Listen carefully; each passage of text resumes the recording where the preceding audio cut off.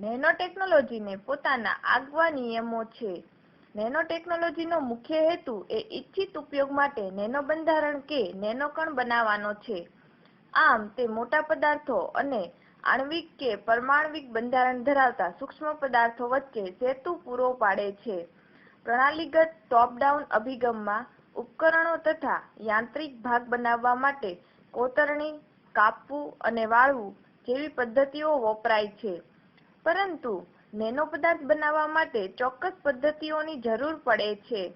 Nano પદાર્થમાં સંકળાયેલા અણુઓ કે પરમાણુઓને ધ્યાનમાં રાખીને તેમને બનાવવાની જુદી જુદી રીતો પ્રાપ્ત છે. જેમ કે ગ્રાઇન્ડિંગની રીત, ઉષ્મીય પ્લાઝ્માની રીત, નિષ્ક્રિય વાયુના ઘનીકરણની રીત, વેટ કેમિકલ ટેકનિક અથવા કેમિકલ સોલ્યુશન ડિપોઝિશનની રીત વગેરે. નેનો બંધારણની બીજી અગત્યની લાક્ષણિકતા તેમના કદ અને આકાર આધારિત ભૌતિક ગુણધર્મો છે. તેનાથી વિરુદ્ધ મોટા કદના પદાર્થો માટે આપેલ પરિસ્થિતિમાં ભૌતિક ગુણધર્મો તેમના કદ અને આકારથી સ્વતંત્ર હોય છે. નેનો પદાર્થની કાર્યક્ષમતા નક્કી કરતો પ્રાચલ તેની સપાટી, ક્ષેત્રફળ અને કદનો ગુણોત્તર છે. આપણને ખબર છે કે રાસાયણિક પ્રક્રિયા પદાર્થની સપાટી પર થાય છે. તેથી જેમ પદાર્થની સપાટી મોટી તેમ તેની રાસાયણિક પ્રક્રિયતા વધારે.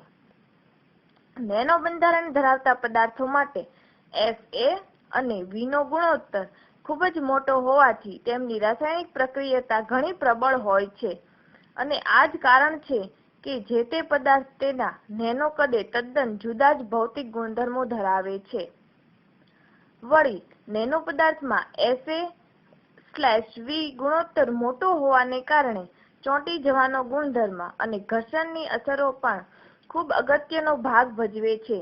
એક સરખું પરિમાણ ધરાવતા પણ જુદું જુદું બંધારણ ધરાવતા નેનો પદાર્થો જુદા જુદા ભૌતિક ગુણધર્મો ધરાવે છે.